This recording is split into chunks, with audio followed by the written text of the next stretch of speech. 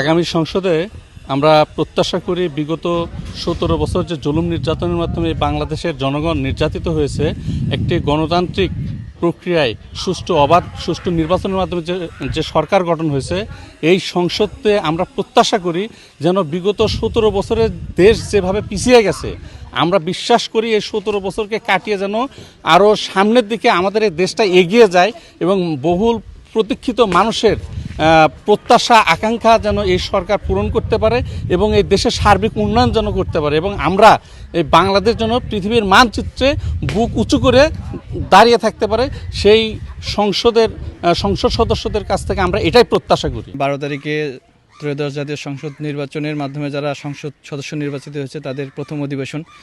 আমরা প্রত্যাশা করি সেখানে যেন আগের মতো গান বাজনা বাদ দিয়ে দেশকে কিভাবে সুন্দরভাবে সাবলীলভাবে উন্নয়নশীল রাষ্ট্রে পরিণত করা যায় সেই বিষয়ে যেন আলোচনা হয় এবং বিরোধী দলের প্রতি আমার আন্তরিক অভিনন্দন। তাদেরকে আমি জানাই যে তারা যেন শুধু বিরোধিতা করার জন্য সংসদে না যায়।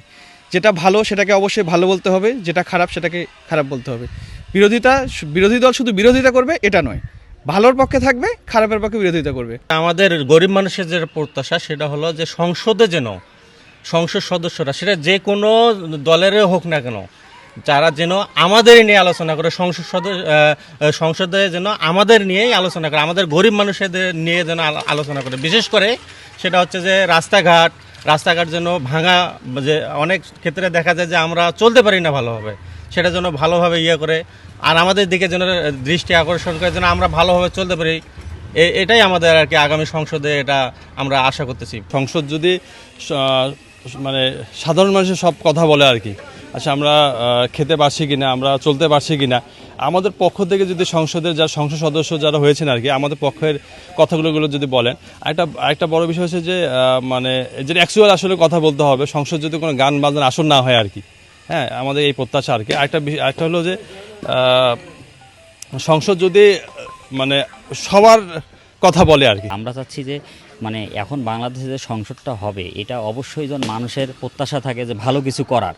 তো বিগত দিনে আমরা যেটা দেখে আসছি, আসলে মানুষকে নিয়ে সবসময় কথা বলে। আমরা এই কথাটা না বলে আমরা সংসদে আমাদের বাংলাদেশে কিভাবে আগায় নিয়ে যাইতে হয় এই বিষয়ে যেন কথা বলা হয়।